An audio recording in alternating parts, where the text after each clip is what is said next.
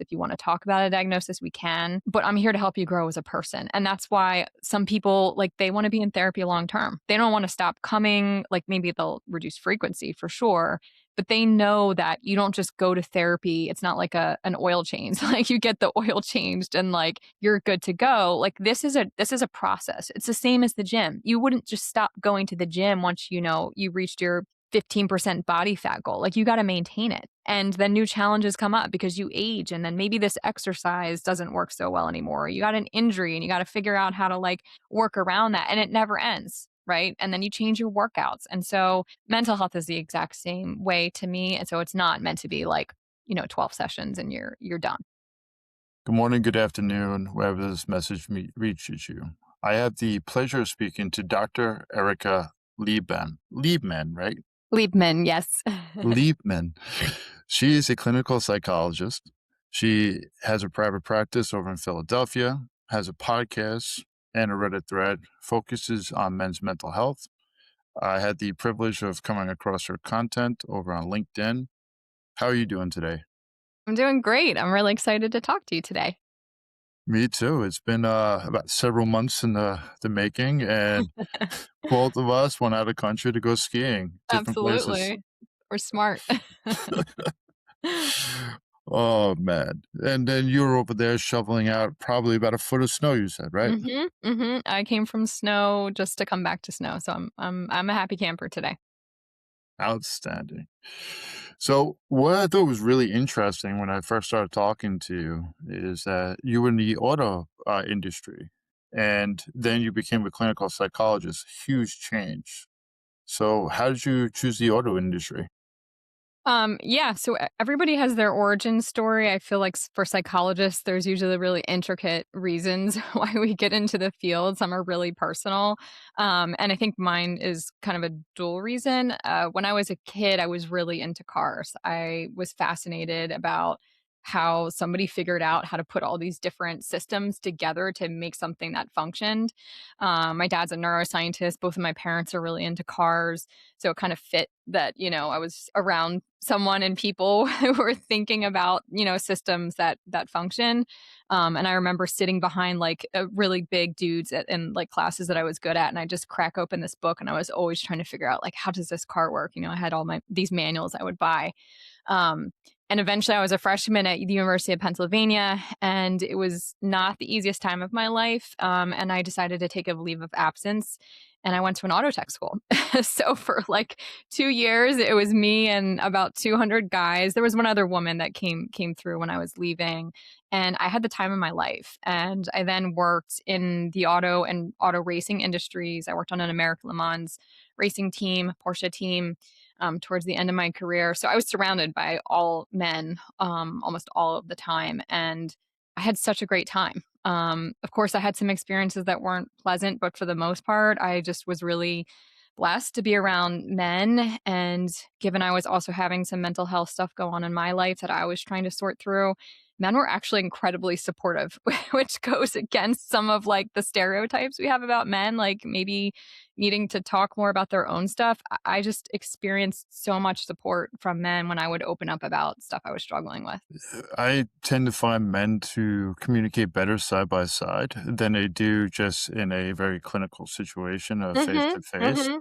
So it does make sense why they would be a little bit more open. Yeah, yeah, it did. And yeah, so eventually I went back to school and I really enjoyed psychology. Of course, I've had my own experiences in therapy that were really excellent. And I got to grad school and I wasn't thinking I want to help men still, even though I had just come out of the auto industry. But when I was in grad school, no one was talking about men's mental health. And sometimes people were kind of not open to talking about it as much as I felt they should. So I eventually found other like minded people nationally that were into men's mental health. And it just took off from there. And it's like home for me. So, what do you think some of the reluctancies were about actually talking about that subject? Um, I think that we're at a time where people are trying to look at some of the inequities that different groups have had. And so a lot of people might have this mindset of like, okay, move aside, men. Things are going well for you, right? On certain economic measures or whatever measures they're using, men are doing fine, so we don't need to pay attention to men. And I do get that there's a limited amount of attention that we can like give towards any one group at a time. Um, but I think in order to create a really well functioning society, we have to try and understand how everything is intertwined. And men on the surface might look like they're really doing well. But if you dig a layer deeper and a layer deeper, the picture is so much more complex. And not all men have the same backgrounds and same scenarios. It's nice to be able to look at the C-suite, but if you look at men as a whole, especially even here in America, 77% of their suicide rates are coming from men, and they say 77 to 80%, and it's easy to demon like, one group I feel like we forget a lot about is Native Americans and Alaskan Mhm. Natives. Their men per capita have the highest rates of suicide, but overall, white males do too. But it's easy to just dismiss when we look at data and stripping away the emotion. Mhm, mhm. Yeah, and I guess one of the things I didn't mention in the opening is I also do veteran assessments 1 day a week, and so veterans are really, really struggling, and, when you see a veteran, of any race walk in, and you hear about some of the stuff they've had to experience protecting other people, it makes your mind spin, and of course, I'm looking at so many men who are living with suicidal thoughts every day, and it's so brave of them to talk about it openly with me, and I just wish sometimes I could take a snapshot of what I see every day and show it to the world, like, hey, I get that you're, like you said, looking at this C-suite image, but it is a very different story if you just dig in a different place. Like I had a really brief interaction with this woman on the train when I was in France. Actually, not train, bus. I was going from one mountain to another mountain. And something I didn't think about is that a lot of our veterans, we're coming from actually lower social economics, and then a lot of times our parents were also veterans as well. And when France, they haven't really been in war since World War II. And then after World War II, like Vietnam or just Korea, just very small amounts. They had had the time to heal a bit. Um, so I'm curious if some of these guys that you're seeing, or say the veteran community, because you do the assessment, so it's very brief. Do you feel like it's a learned behavior of not learning how to communicate as effectively? Well, I certainly think that older generations were not encouraged to speak about things. And if I notice any patterns, the pattern is that when I see a Vietnam veteran, they are suffering the most because they, are from a generation where talking about your feelings is completely, completely not okay. They were not celebrated when they came back from war. And they had certain, hand to hand combat and things that they had to see that other veterans didn't. So I worry about them the most, and they're struggling the most. But certainly veterans are not the only population that struggles with suicidal thoughts. But I think you and I both know that they're a population we have to worry about the most. I believe I agree with you, and there's so many different defining, we'll say, skill sets like construction workers. Overall, they have the highest rates of suicide. They talk about dentists. They have the means, the lethal means, more readily available. But when if we actually strip away and we just look at suicide as being a symptom, that's how I kind of look at it, and maybe I'm wrong for it, but it's like, what is the continuously scaffolding that creates us to get to that point? And I believe it comes in with the emotions and learning how to identify it. I'm sorry, my dog keeps licking my foot, so I just keep distracted. But, um, just curious about your perspective of like, I know you said that the Vietnam veterans, for a while, they were not able to really talk about it. And I really do feel like they shaped the way for the younger veterans to be able to learn how to speak. Um, what do you think some of the little things, your personal, not the overall data points that we can get at Mayo or everywhere else, but your perspective of actually talking about those emotions was the benefits? Yeah, listen, I'm a human being centric person first. And so when people ask me to talk about men's mental health or how to do therapy differently with men than women, there's a part of me in the back of my head that's like, we're all human. We're all more similar than we are different. It's not like if a man who's feeling suicidal in front of me, he's like an alien or very different than a woman. We're all similar in that if we suppress our emotions and we carry things that are too heavy and are a burden for too long, at some point, the backpack gets too heavy. And I think that men on average are at a disadvantage because they're socialized to carry the backpack.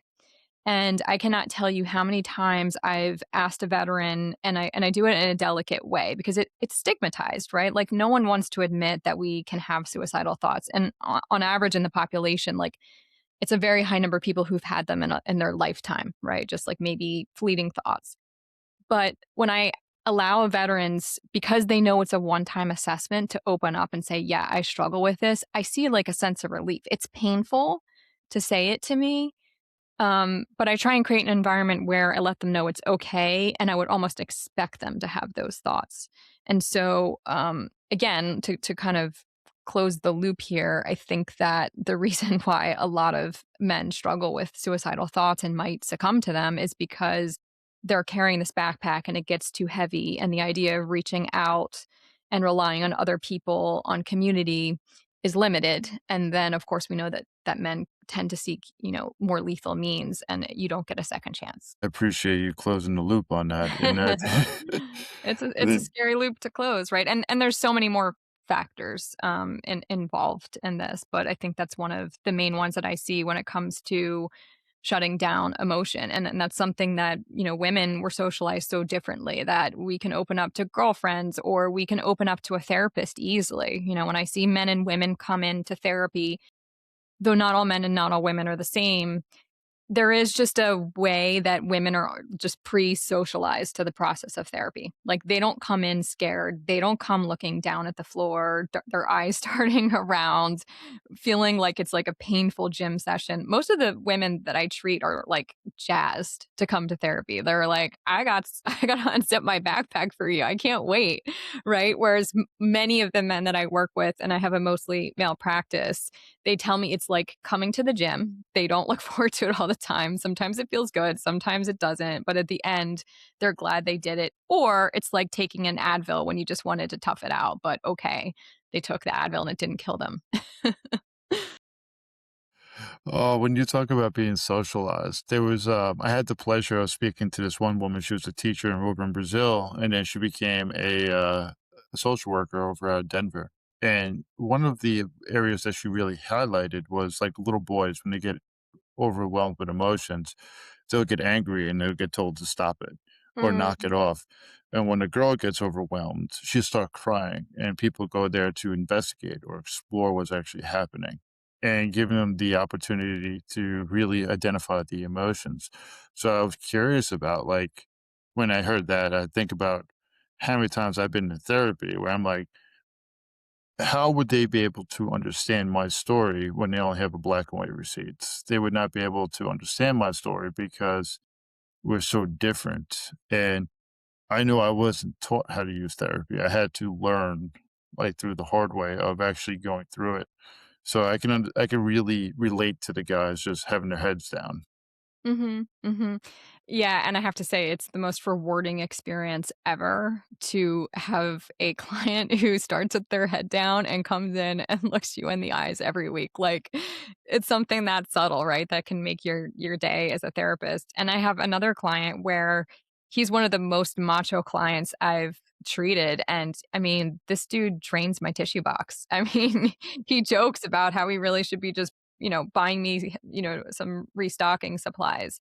Um, but he's doing amazing work. I mean, it's just incredible, and he pushed himself, like, over that edge, and I think that's something that men can be really, really good at doing and can help them in therapy is men can be really awesome at pushing themselves, like, past limits, trying to, just be the best that they can be. That's a trait about men I just absolutely love. Like, they're really good at, like, sticking their head down and just pushing through sometimes like hard stuff to get to the other side, whether it's physical or mental.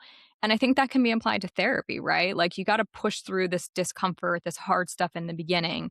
But once you push through that hard stuff, it could be so rewarding, and I see it every day. So one of the questions I was asking you about the ambivalent phase, like, I'm curious if this has something to deal with it, where like letting go or actually redefining the relationship with the trauma or the past experiences, and then allowing yourself to have an unpredictable outcome because you are now changing the narrative.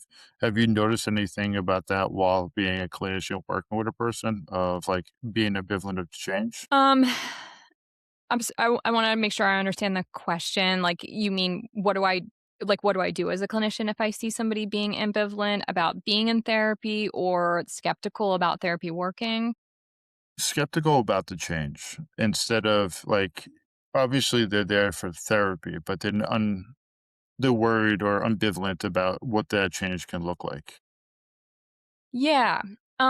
I don't try and promise people outcomes. I can't do that as a therapist, but what I can do is I can explain the process of how I practice therapy. And I think good clinicians, I don't want to make a sweeping generalization, but I think generally if you're a good clinician, you're transparent about the process and how you work and how you understand change to happen. And that, if in your experience you see people getting better, of course you can say that, but that would be, in my mind, unethical to promise any kind of result. But I tell people how I practice therapy and that the way I practice therapy, it's not just talking. I think a lot of guys have this sense that, okay, I'm just here talking. What is that going to do? I could like talk to the wall. I could, talk to a Mhm. friend if, that was an option even. But therapy is different. It's a specialized conversation. It's a conversation that, even though I might look calm on the other side of the room, like I've got like this matrix in my head of like these different avenues and I'm connecting all these different things and I'm leading a conversation somewhere on purpose. Now I'm not doing it sneakily, but I'm doing it because I have clinical expertise. And my hope is that through this specialized conversation and through a relationship with somebody who's in a unique position to care in a different way, that it can lead to a new place. I'm grateful that you do not tell people this is what you're going to get the outcomes. None of my therapists ever told me these are the outcomes that you're going to ever get. They pretty much were just like, hey, buckle up, we're going to go for a ride, pretty much. And it's going to suck while we're actually doing this. At least that's my Yeah, experience. it can be painful.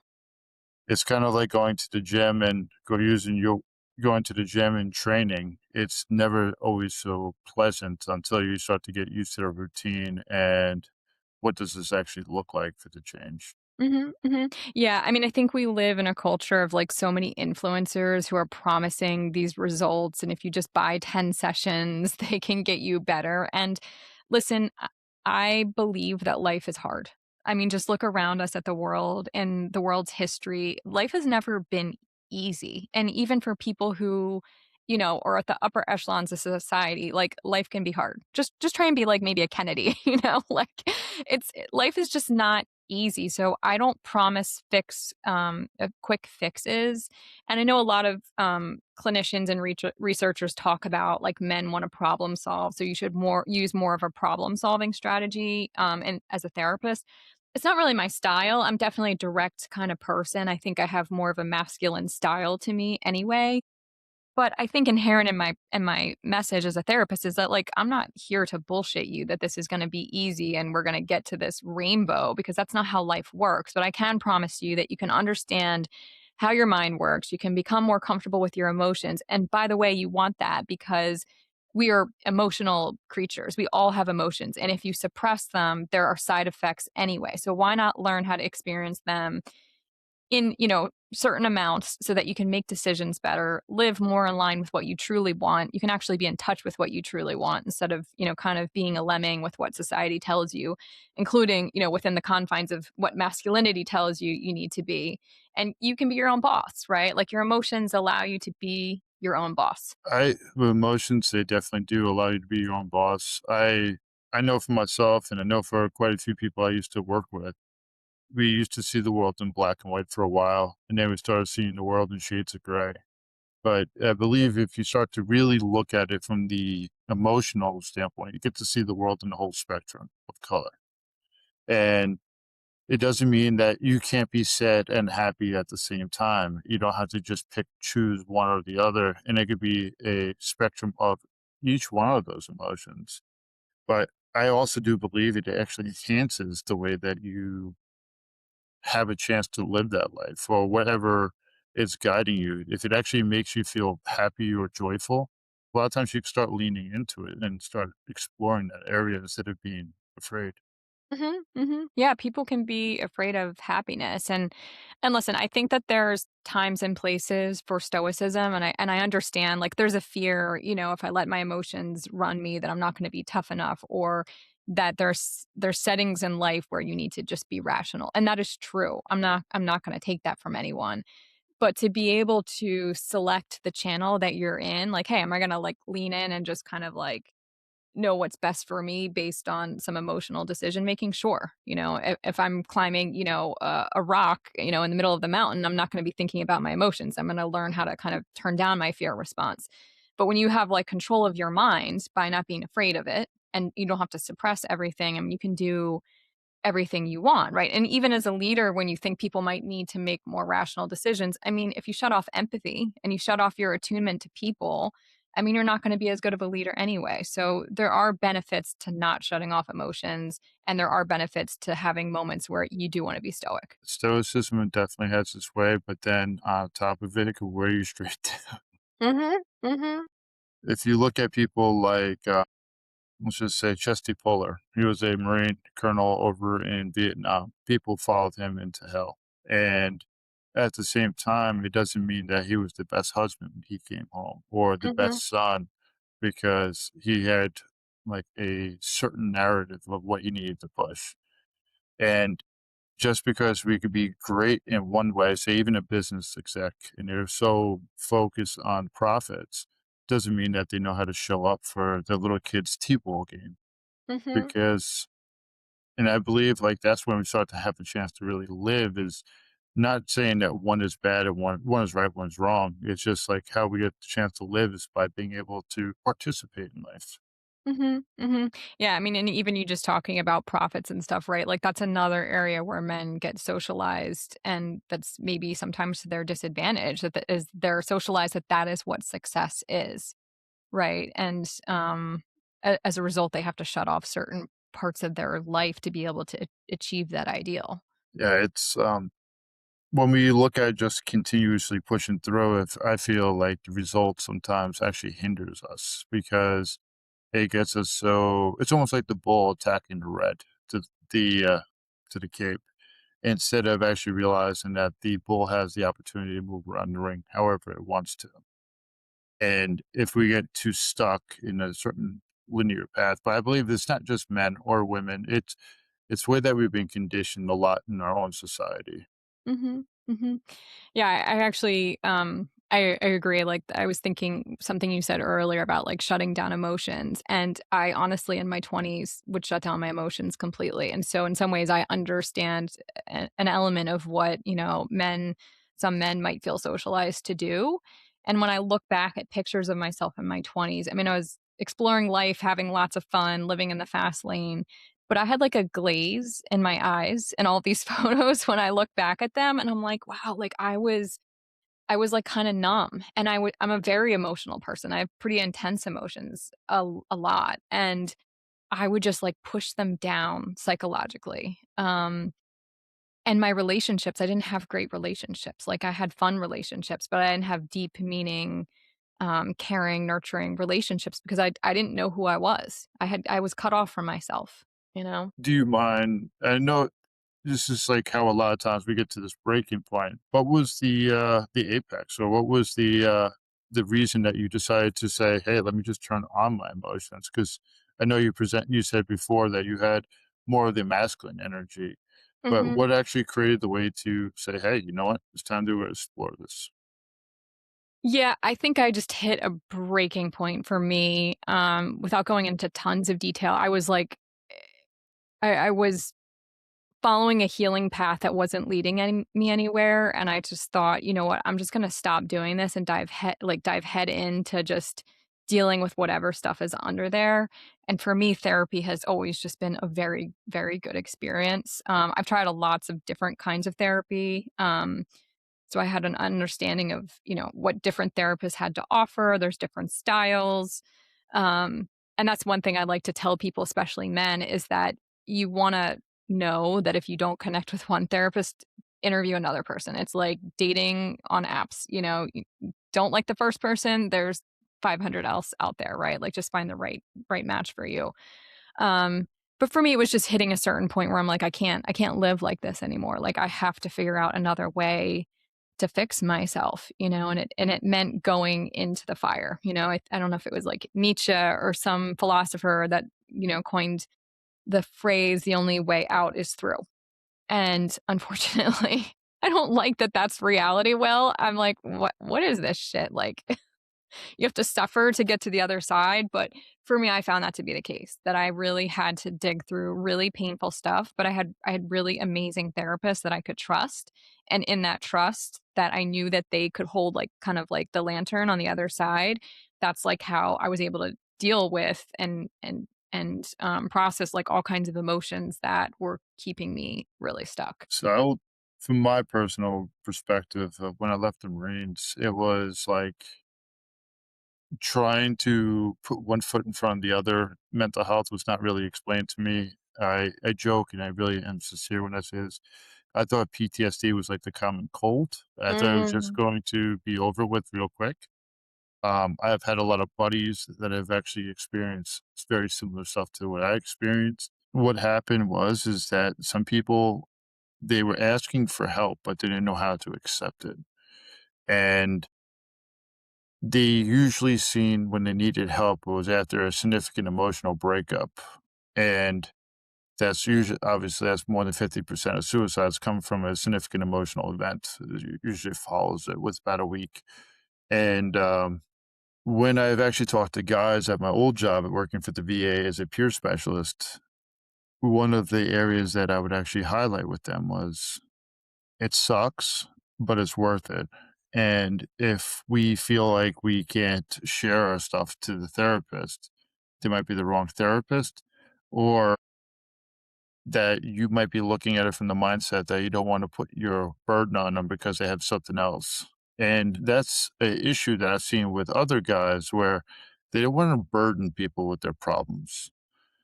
Would you mind giving a perspective of how it's not a burden and why therapy can be one of the ways to help support other people?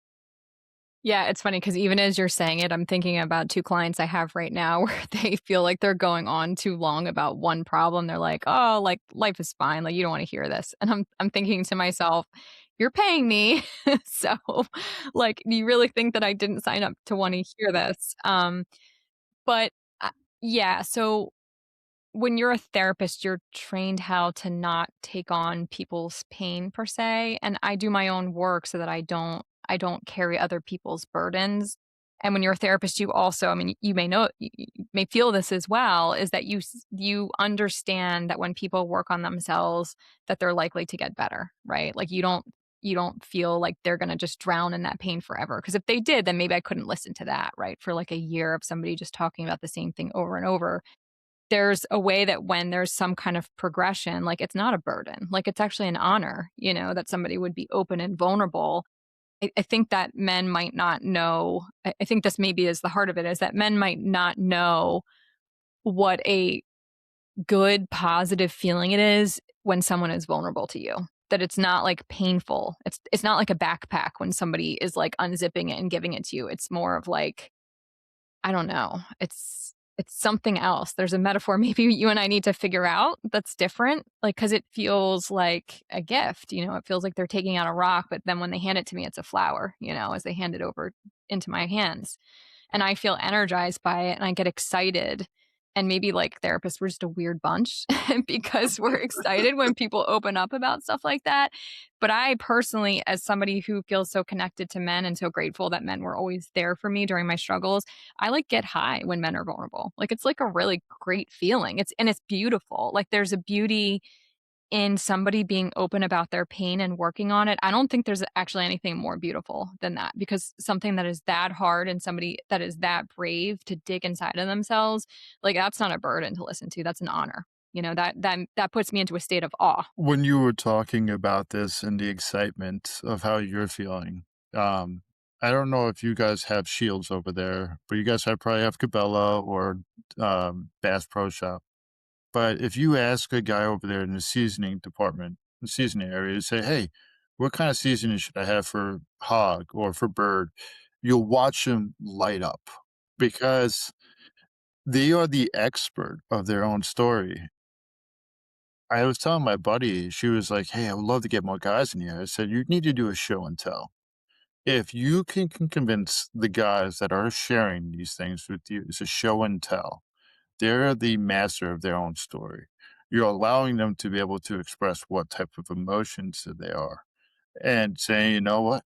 Thank you for the privilege. Because I learned something from a buddy of mine where it was like, if you cry and you actually allow it to go down your cheek and into your mouth, you can be able to taste it instead of actually wiping it away and trying to hide our tears. A friend of mine told me, stop giving people tissues, let them cry. They're able to ask for it.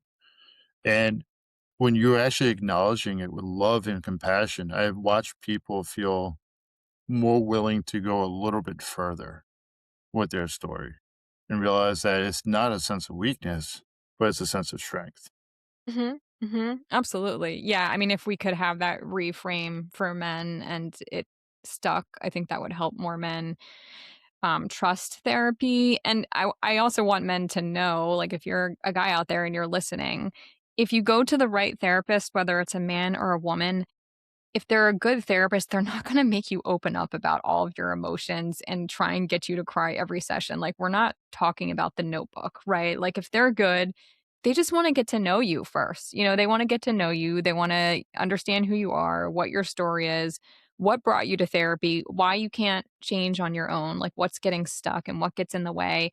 And over time, you will learn to express more of the emotions and identify more of the emotions. It is not gonna be like, getting you to jump off of like a 500-foot bridge, right? Like into this river of emotions. That's not good therapy when somebody gets you to the point where you're being flooded. And I think that's why I like that I have a masculine style in therapy, because it helps me like just keep things like casual until there's enough trust that we can go deeper and understand things that are maybe just one layer beneath the surface. And that's why I just don't believe in quick fix therapy, like 10 sessions and you're out, 20 sessions and you're out. This is an investment, you know, because there's a right way to do therapy. So the EBPs, I've actually heard this. Oh no. Oh no. Are we going here, Will? If you want to, I could step back from it, but I will. I've actually heard enough people that were psychiatrists and individuals pushing this in the VA of, hey, you got 12 sessions to do EMDR or to do cognitive processing therapy or writing exposure therapy or cognitive behavioral therapy, XYZ. And we love our acronyms in the VA, or I don't work for there anymore, so I don't say "we" anymore, so I apologize.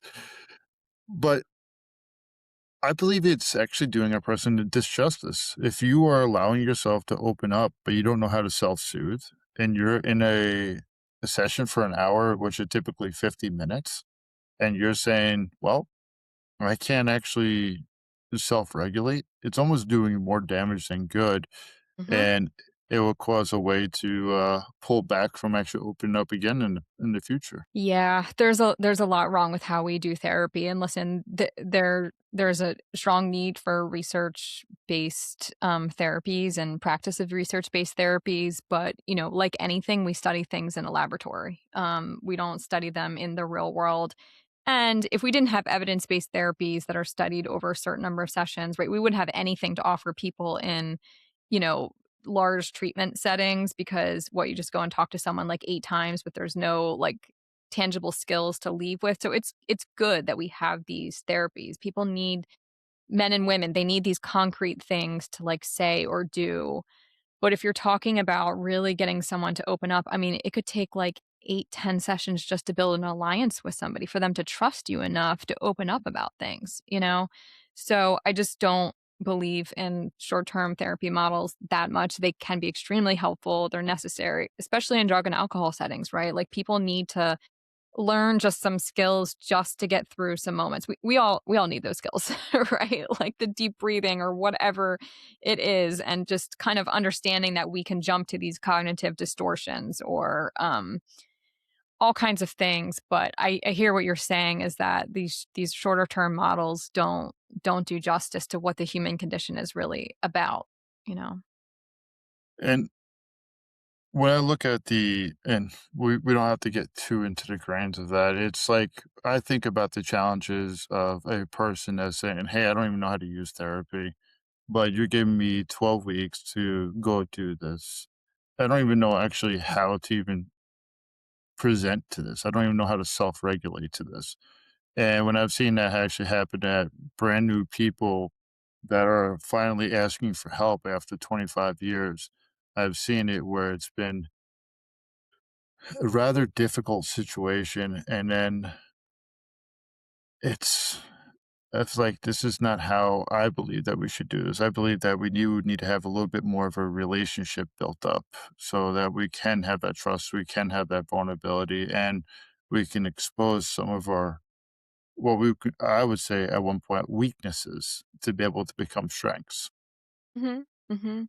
Yeah, I agree with you. And when people come to therapy with me in the first session, when I give my spiel at the end, I let people know that I don't see people really too much through the lens of a mental health diagnosis. Of course, I'm trained to diagnose. I do it when I do my assessments with veterans, but I don't I'm not there to help cure people's depression or cure people's anxiety. Like, sure, that's like my secondary goal. My main goal is just to help people like grow.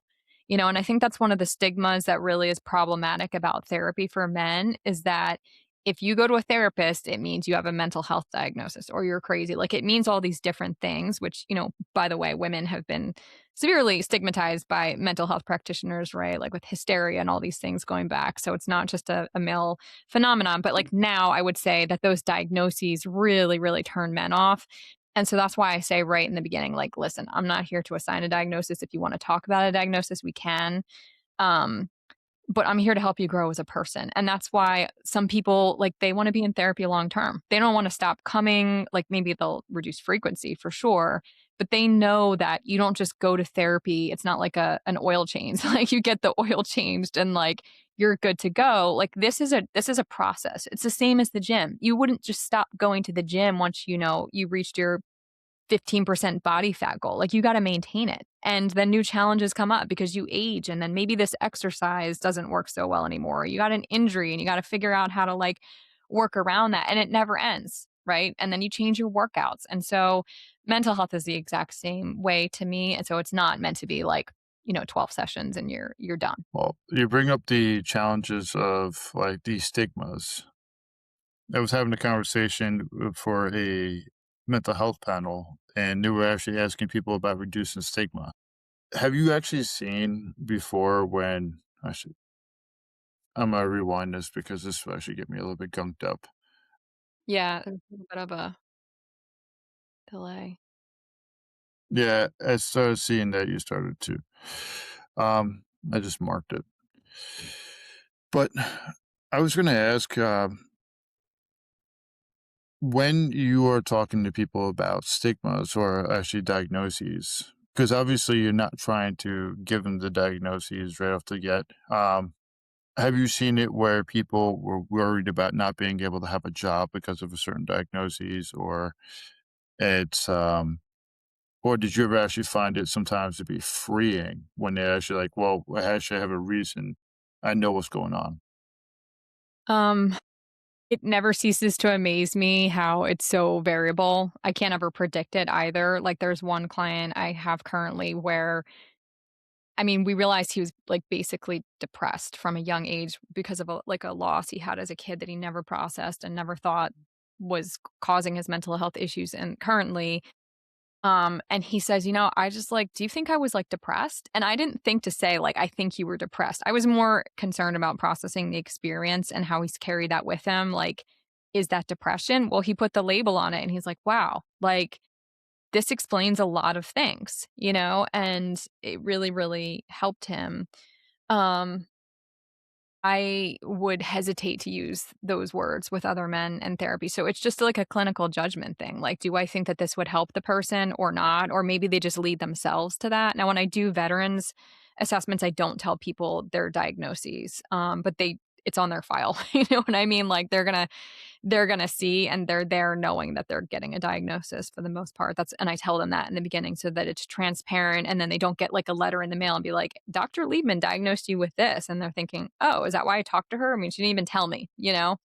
But I do think that some men can find it helpful and some men it's, the turn off that prevents them from even going to therapy. And I'll actually be, I'm just curious too, is what have you found for some of your challenges when working with men specifically? And what has also been some of the best moments of working with guys specifically? Challenges. I think I have rose colored glasses on because I love working with men so much. You guys are so great. I think that sometimes it can be challenging to get buy-in that emotions and, like, feeling them and knowing what they are good for you. Like, sometimes I have to wrestle a little bit with it, and I also wanna acknowledge, like, that I'm a woman and I'm socialized female, so I don't wanna just assume that I know the right answer that you need, but, like, a little bit of is okay, right? Like and so just to get some of that buy-in can be really challenging. I also work with a lot of narcissistic personality disorder. It's like a specialty of mine,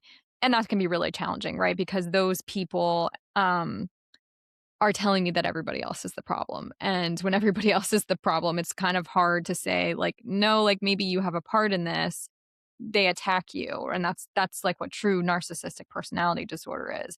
But really what's underneath it is a trauma and men are more likely to respond to trauma. Like, so personality disorders oftentimes are because people experience what to them was traumatic and they develop a very rigid coping style to deal with it. And it's effective in some ways, but then it becomes ineffective. And it's often ineffective when it comes to relationships because you can't be rigid in relationships, right? Like, no one is listening to this and thinking, I want to be rigid because that's what a successful, that'll make a successful relationship. You need to be flexible.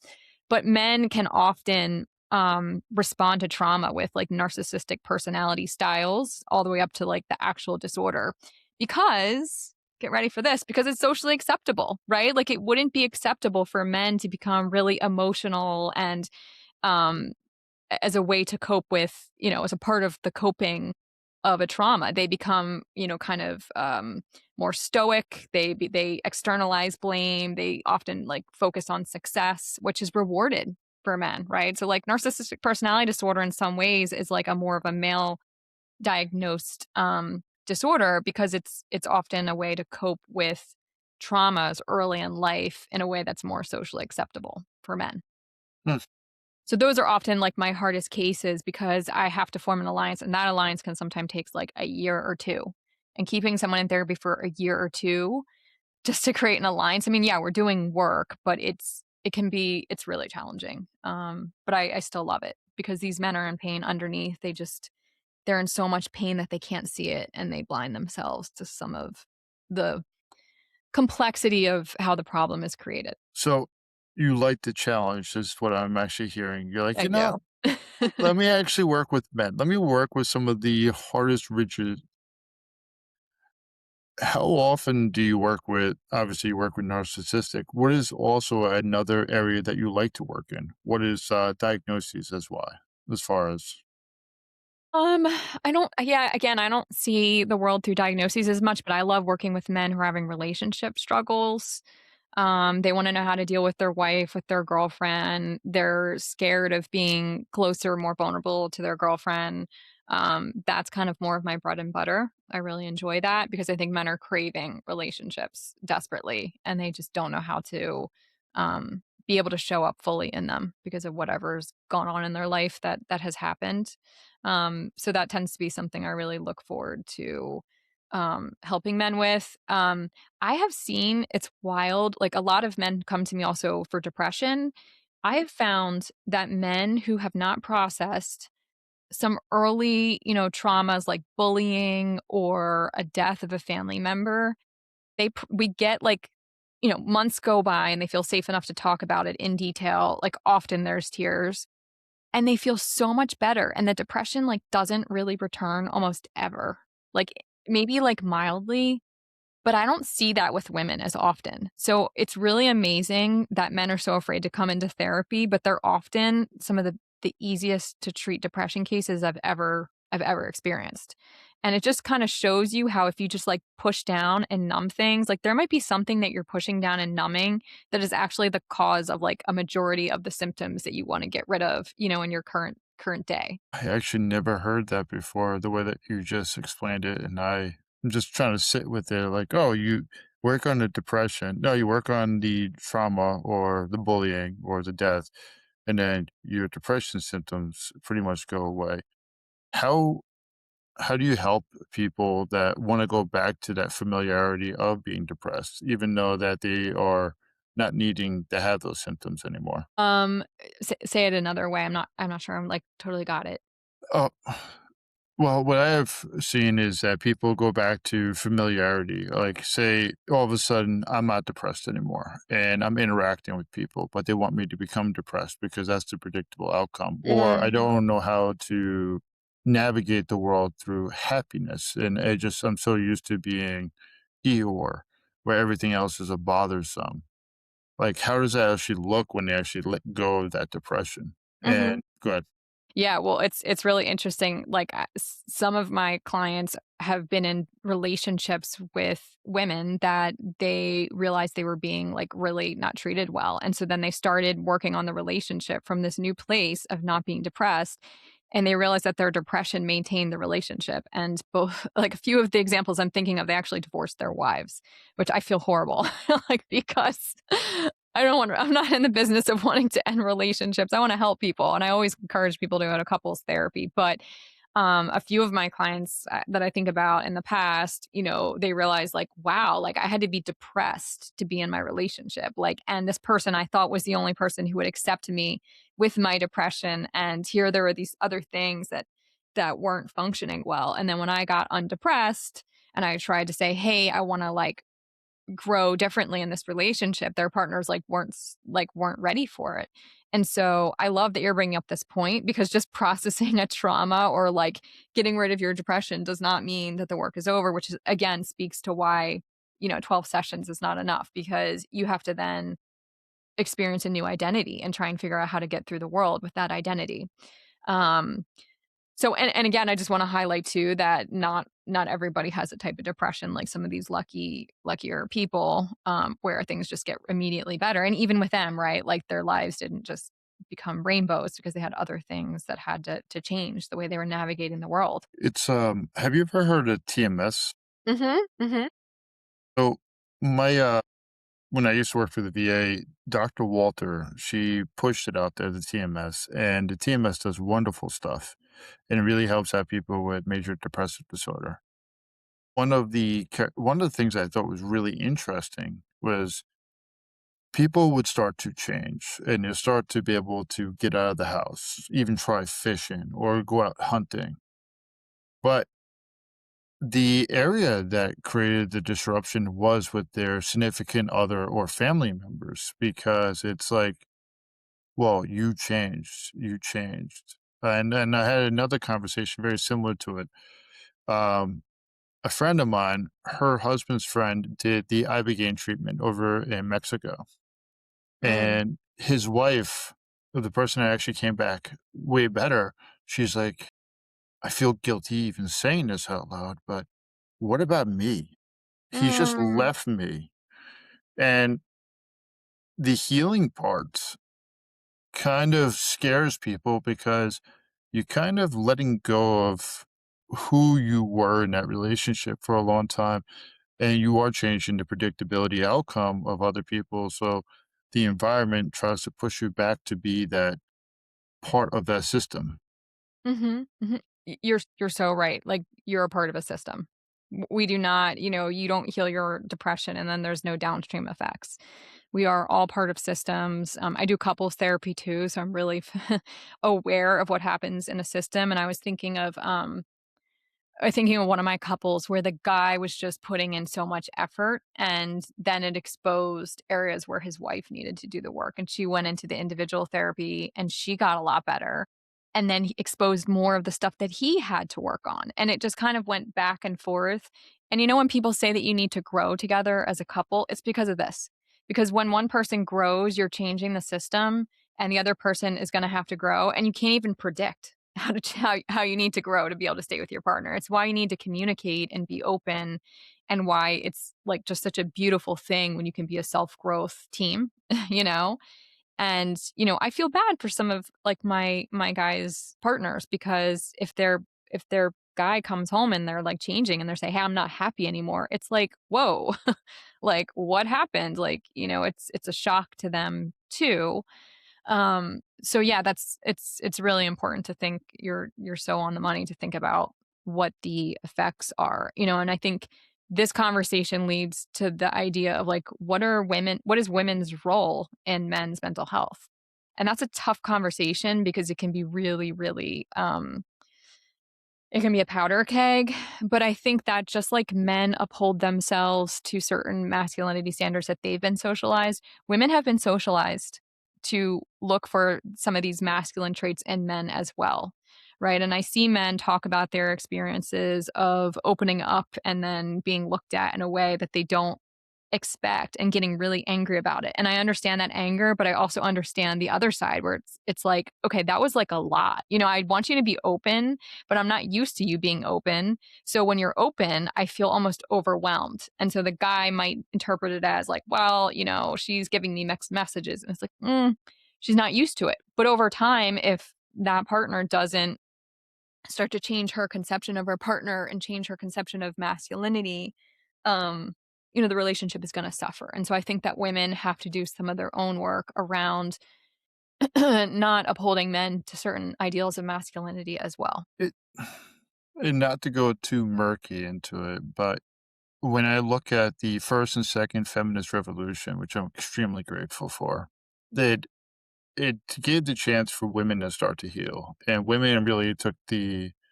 torch and started moving forward, and is asking men to actually start to show up to the situation. When we are looking at like, and the reason I interview women on here as well is because women have as much of a role as men do in the healing concept. And if we try to only heal in silos, what we're going to do is that we're going to start not being able to communicate the same language. And when healing actually becomes, I believe it's one of the most powerful things, and it will reduce suicide, it will reduce breakups, reduce the need for substance abuse, and it can be able to increase just like a better temperament of the society. Yeah, I agree with you. And when we heal in silos, people can start making interpretations, like I said, of like, oh, well, women just don't care. Like they tell us to open up and then like they laugh at us. And that can be true of some women. Like let's not like act like all women are the same either in the response. But there are more women out there than you realize who are actually really on board and want to be compassionate towards men. It's just that the loudest voices that are the most negative or just happen to be the ones that get amplified. But I started a Reddit thread called like r/celebrating men. And the reason I did that was because I think men are getting so many negative messages right now about themselves, which I get where they're coming from, and I understand, but it's like it's like almost like we can only see men through this negative lens. And when I walk through my day every day, there are so many great interactions I have with men, whether it's a cashier, whether it's like a friend, a partner, right? Like it's there's so many good things that men do. And I wanted a thread where people just post about the good things that men do. And I want men and women to post on it. Because if we don't show men that we already care about them, we already see that they do some good, we're not just like, kind of slapping them and saying, like, you're bad, you're bad, you're bad. Men aren't going to want to change. right? And I think that that's something that I'd like women to consider. Can we look at some of the good men that are around us? Can we look at some of the good things that men do? I know it can be hard for some people, but I see it every day, and I started that thread for that reason. And I'm grateful for that thread. It adds a soft amount of friction to people, a little bit of discomfort, and has the ability to really have a chance to second guess it. And if it's forced in a person's face, and that is a part of their identity for a long time, they're going to meet it with rejection, and they're going to meet it with hostility because it's really confusing. Think about this is how I believe is that a lot of times we resort towards anger or frustration for some type of control or be able to understand the outcome, even if we want this other outcome to happen. But I did ask you to only really speak for an hour, and I know your time is very valuable. I'm okay. I have a little bit more if you want to keep talking. It's a great conversation. It's so important, and I wish, our culture could have conversations that had complexity and depth like this one, because, we really only communicate with one another in sound bites because of, social media and airtime. And I think that if all of us could hear conversations like these, we'd start to think in more complexity too, right? Like I just think of like gender relations between men and women. Like we both sides have their gripes. And if we could have a conversation about it, instead of pointing fingers, it could be easier, And I think one thing that women don't understand is how much men are suffering like beneath the mask. Like men really, really wear a mask. It's something like that I understand a little bit as well, because it doesn't matter what emotion I'm feeling, or if I'm tired, I'm like ready to like pass out and die. I have the same look on my face. And sometimes I get so angry because I'm like, "Don't you realize I'm, like, about ready to cry? Like, you should be asking me if I'm okay." But I've come to learn that my face looks the same no matter what, which I guess it's good, right? Like, if I was giving some kind of keynote like, a speech, I guess it's good if I don't look tired or miserable or whatever it is, but, like, that's how I, like, sometimes imagine, I don't know, how men feel.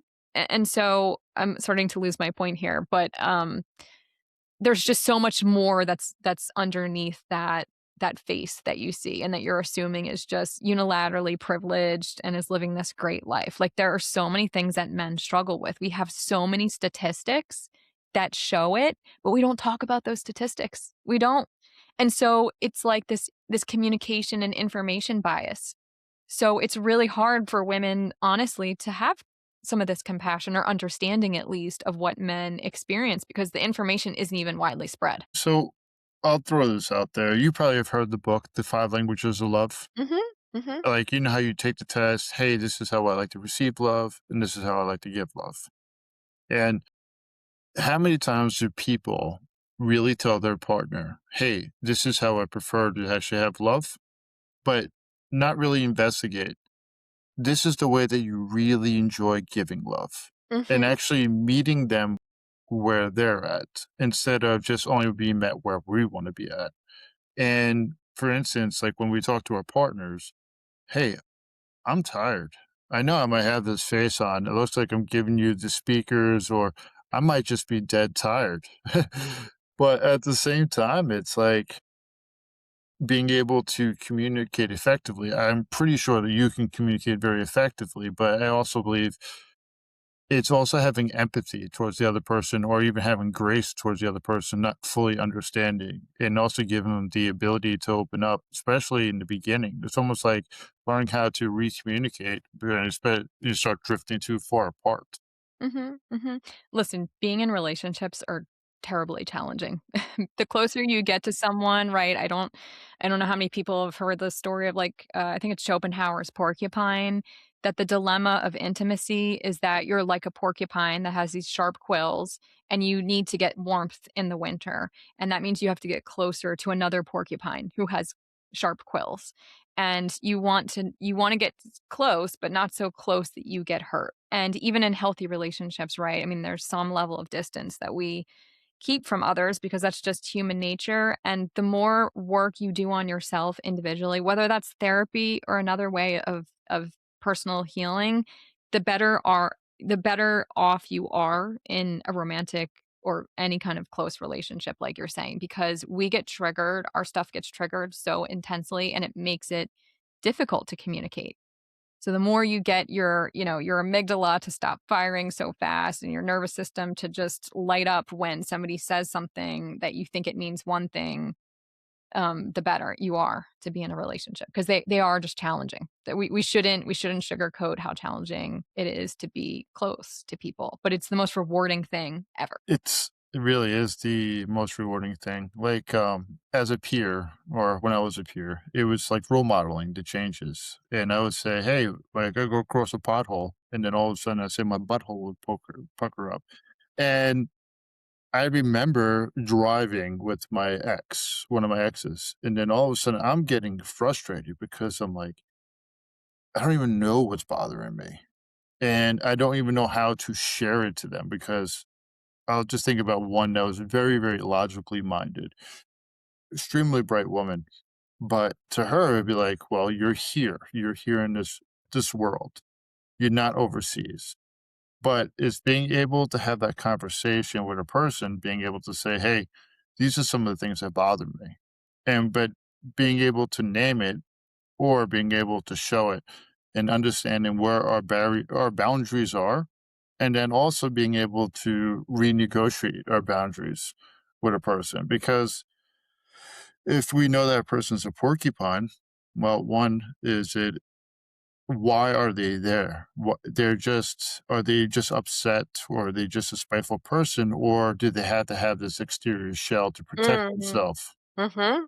And if it's the exterior shell of, hey, I need to protect myself, what type of mirror, what type of like Gumby aspect do I need to do to be able to show them if they're explosive, great, and not actually trying to take it personal, but then also being able to meet them with the love and compassion. Because if we're able to meet a person with grace and not be somebody's like stomping mat, then we're able to get a lot closer. Mhm. And if we are not able to also do that for ourselves, we're going to continue to have this huge wall between us, this invisible wall that won't be able to get us close. Mhm. Well, I'm seeing a best-selling book as How Did Schopenhauer's Porcupine Get to Be a Porcupine? What did the porcupine go through? And then the porcupines helping each other, dismantle their quills. Like that's the beauty of being in a relationship where you can be open is that you can have a relationship longer and you can weather the storms and I think men are capable of that. I truly believe that. And that is another thing that I think we as a society and as women, everybody, we need to look at men as capable, that they can do it, right? Not that like, oh, men are just, they're just not emotional. So like that's you just gotta accept it. It's like, no, like you guys are capable of being in relationships. Like women are capable and they're challenging. We can figure it out together. And that starts with our own individual mental health. And for men, there are certainly unfortunate, unfair, ways that therapy feels scary. And hopefully conversations like the ones you're having with everybody that you bring here reach men and they think about, trying therapy. And if it's not the right therapist, they find another one or, I'm always here as a resource to anyone to reach out. If you want help finding a good therapist, just find my website and send me a link. I love finding people therapists. I love reading through Psychology Today profiles and just getting my spidey senses about other therapists and thinking like, "Oh, this would be a great match." Because everybody deserves to have somebody they trust to work through things. So, where could people reach you? My website is Erica Liebman Psyd, so PSYD.com. Um, I practice in person in Philadelphia. I can practice virtually in some other states, but mainly if people want to just chat about their thoughts or if they want to tell me their dreams about how to talk about men's issues on a larger platform, like I'm here for it. And if anybody wants to contribute to my Reddit thread, I'm trying to get it off the ground. I haven't had as much time to help it, but the more experiences we can talk about with men that have been good, I think will give some fuel to want to change in positive ways. Who's your podcast? Oh, yeah, my podcast. It's called Therapy with Boys and Men: A Guide for Clinicians. It's designed to fill in the gap of training, if people haven't been taught how to work with men specifically. We interview experts in the field on various topics, whether it's how to work with adolescent boys, how to work with a suicidal male client, everything that is men and boys. We have conversations like the one we're having today about topics that clinicians may not be even thinking of, and I think people who are not clinicians might gain something from it because we talk about these things that we don't talk about in society, the things being struggles that men have. And what last save round do you have for your message to give to anybody that is listening to this? Oh, my message for anyone listening to this. Um, I think the hill that I wanna die on is that, we have to look underneath the mask and understand that there's way more going on beneath the surface. I'm even thinking about one of the Marvel movies, ugh, I forget who was in it, but they showed, like, the origin story of the villain, and there's lots of them, but there was one in particular, and I'm like, "Oh, of course, that's why he's a villain," and I'm not saying that we need to go around and give compassion to villains, that's not my goal here, but just, like, be a little bit more familiar with some of the things that men struggle with. I think people would be shocked. I think people would be really, really shocked, and you don't have to do anything with that information, but just be open to hearing some of it is what I would share with people. Just helps you have a different prism of what you are getting impacted. And going back to the porcupine. It's like traveling to another country well, right? Like, it gives you perspective, and when you have more information and more perspective, I think you show up differently in the world and hopefully in a better way, right? Like, when I travel and I see other places, I think, "Wow, this is really interesting," and I take some of that home with me, and I have a richer experience of the world and hopefully am maybe just 1% better. Love it. I appreciate your time. Thank you. Yeah, thank you.